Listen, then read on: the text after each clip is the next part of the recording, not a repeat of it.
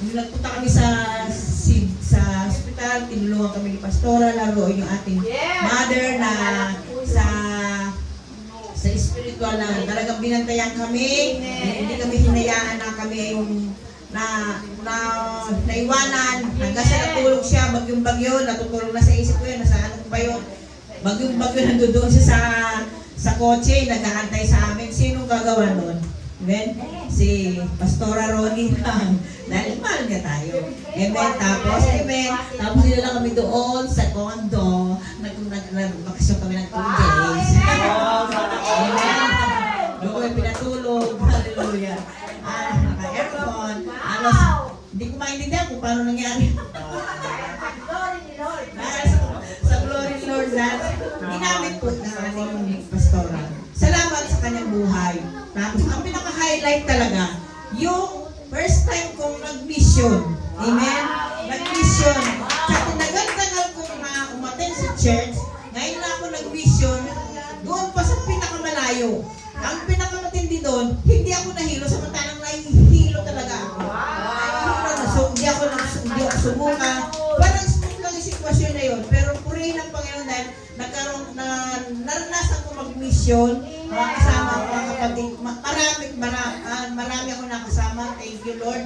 Dahil hindi mo ko hinayaan na matapos ang taon na hindi mo binigyan ng pagpapala sa pamamagitan ng mag-mission sa iba.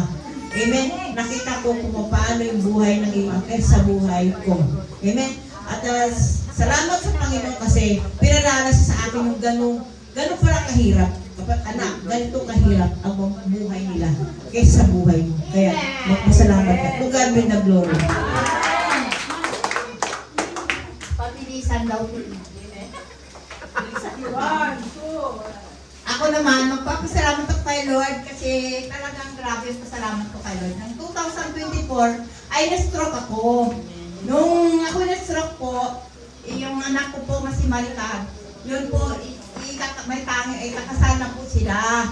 Pero ako po na-stroke, sabi ng anak ko Maricar, habang na-stroke ako, dinala ko sa ospital, nawalan ako ng malay, pero wala akong, narinig ko yung boses ng anak ko. Sabi ng anak ko, Ma, huwag kang bumigay, pero espiritu ko lang ang buhay. Pero isip ko wala na. Espiritu lang ang buhay. Umiyak ang espiritu ko dahil kasi nasabi ng anak ko, Ma, ato lumaban ka. Amen. Lumaban ako. Dahil umabakit tayo anak ko. Amen. Siya ko iyak sa... Umiiyak ka na. Amen. Okay lang yan. Isa yung anak ko kasal. Kaya, ano pa ni Lord, naging malakas si Lord sa buhay ko. Pero nalulungkot din ako, sabi ng anak ko, nung ako'y lumabas ng ospital, hindi ako makalakad, hindi rin ako makapagsalita. Pinusubuan ako ni Maricar. So, habang ako yung pinusubuan, umiyak din ako. Sabi ko na, kayo ko na mabuhay, gusto ko na mamatay. Sabi ng anak ko, Ma, hindi pwede ba? Gusto ka namin mong makasama mong buhay. Sabi mo, makagalit ang buhay ko.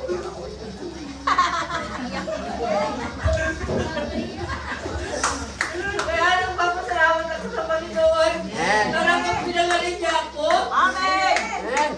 Dati kasi kumakain ako dito lang po. Kaya nalulungkot ako kasi sabi ko kay Lord, Lord, kukunin mo na ba ako? Kukunin mo na lang ako. Ayoko maghirap sa buhay ko.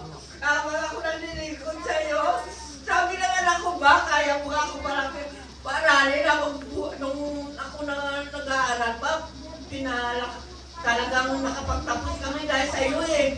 Ma, palakasin mo loob mo, Ma. Please, Ma. Sabi ko na. Gusto ko na talaga mawala. Praise God. Kaya nalungkot ako nung na-stroke ako. Hirap talaga ako. Pero nandiyan yung anak ko nagpapalakas sa akin. Si Nanel. Talaga si Maricar na nagdamali ko talaga pagmamahal sa akin. Na Ma, lumaban ka talaga, Ma. Ayoko mawala ka. Sabi ko, ayoko rin mawala kasi hindi ko na ng buhay ko. Gusto ko lang magpakuha sa iyo sa Lord, pero talagang si Lord naging wala sa buhay ko. Ayoko na. Talagang ganito. Pero mo, pinagaling niya ako, nagmeron na siya. Ngayon, 2025 na ba kayo? Oo ba?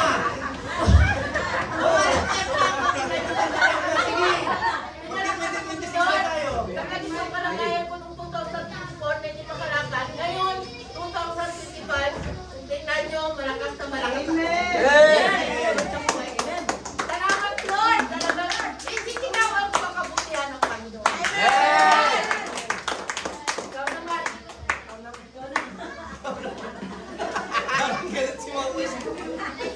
Ako po nagpapasalamat first sa aking pastora, sa